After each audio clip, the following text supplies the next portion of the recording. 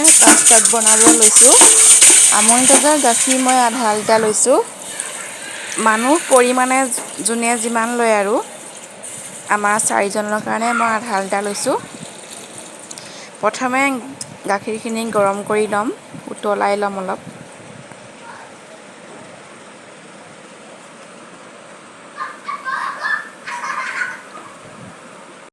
গাখীৰ গৰম হোৱাৰ পাছত মই ইলাচি দুটা দি দিছোঁ চেণ্টটোৰ কাৰণে।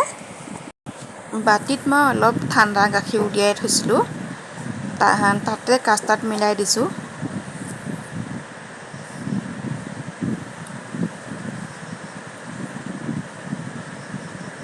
গৰম গাখীৰত কাষ্টাৰ্ড মিলালে কাষ্টাৰ্ডখিনি গোটা হৈ যায়, সেইকাৰণে মই ঠাণ্ডা গাখীৰ অলপ উলিয়াই থৈছিলোঁ আৰু ভালদৰে তাত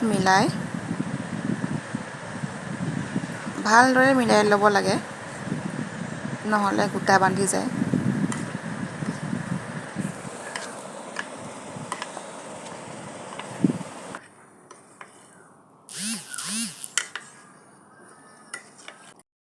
এয়া গাখীৰখিনি উতলি গ'ল আৰু উতল অহাৰ পাছত এয়া কাষ্টাৰ্ডখিনি দি দিছোঁ।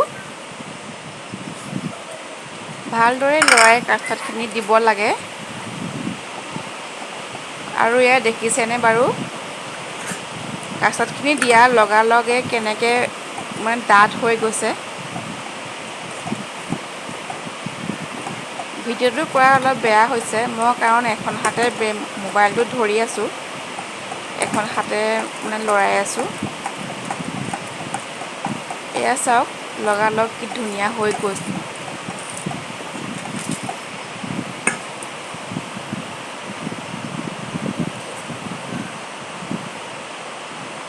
অলপ কাজু আৰু খিচমিচ কাটি লৈছোঁ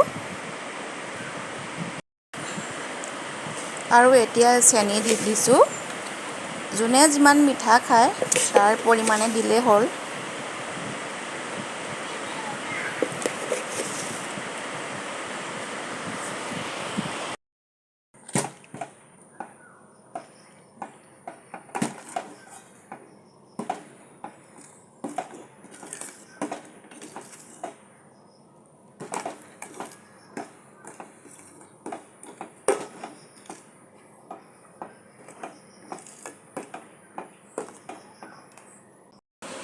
এয়া মোৰ কাষ্টাৰ্ড হৈ গ'ল আৰু তাৰ ওপৰত মই খিচমিচ দিছোঁ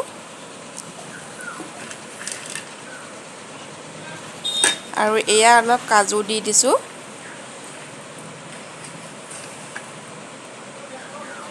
কাষ্টাৰ্ডটো গৰমে গৰমে খাবলৈ কিন্তু ভাল নহয়, ইমান টেষ্ট নহয়, অলপ ঠাণ্ডা হ'লেহে খাবলৈ টেষ্টটো হয়। এয়া মোৰ কাষ্টাৰ্ড ৰেডি।